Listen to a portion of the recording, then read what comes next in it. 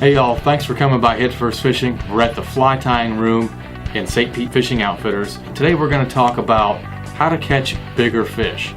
And in particular, I've got some lures out here that are very popular for targeting the members of the species that happen to reach the upper end of their size.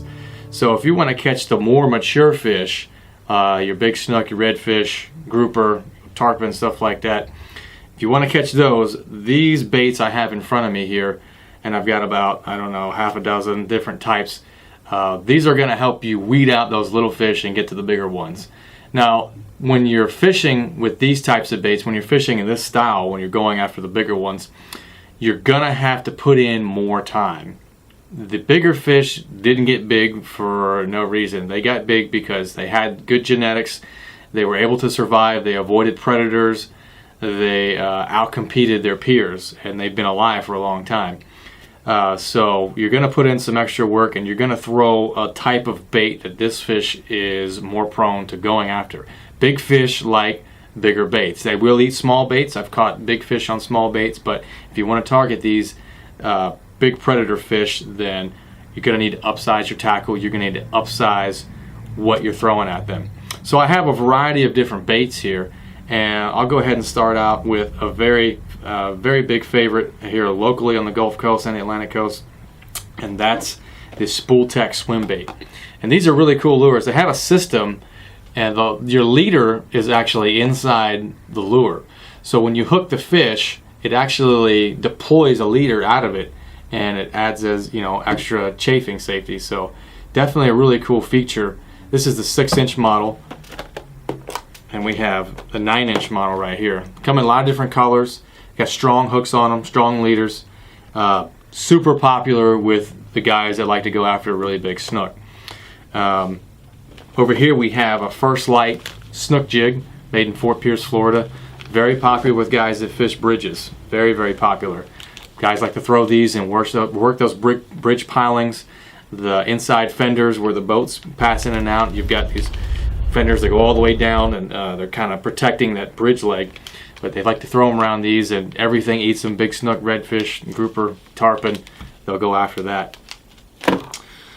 Another type of bait that seems to be catching a lot of big fish is something like this live target swim bait. This is the sardine model, and it's about 5.5, 6 inches, and that's about the size of bait where you're going to start weeding out some of those smaller fish. So 5, 6 inches and up is what you want to throw to catch big fish. So this is popular with guys throwing in shallower water. It's generally a kind of higher in the water column bait. It's got a paddle tail, so it kicks, and you can kind of make it dart around a little bit with some rod tip action. So that's definitely something you want to consider when you want to throw a bigger bait and catch big fish. Another thing that's really popular, you'll see a lot of guys doing it, and especially with tarpon fishermen. Tarpon fishermen are throwing these big Hug Hoagies, which kind of harken back to the old sluggo baits, which I used to use when I was bass fishing. But these in the pink and the black colors are excellent choices. They catch tarpon, they catch snook, and you can put them on a jig head. Like say you took this, you know, this Z-Man jig head right here, put it on that, or Hoagie even makes their own hooks and jig heads. So you got a screw lock type like that. You've got a circle hook screw lock. Different types. They've got a big heavy weighted one. You can screw it on there, and that'll go way down in the water, especially if you're fishing deep water. You're going to want to throw something like that. So another really good choice. Kind of a cool little crossover lure. I've seen these used for bass, but you know, you could throw this and catch all kinds of stuff. I'm sure you could take it just about anywhere. But this is a swim bait and has a jointed body, and when you pull it through the water, it's got a, you know, a wide tail motion. So as you pull it through the water, you can put it on one of these jig heads right here, and you know, it would put off a little bit of a wake. So I would love to pull that kind of on top of the water and kind of push the water and make that wake trail through the water. There's no telling what will come after it. I mean, you could probably throw that just about anywhere and get nailed on a predator fish.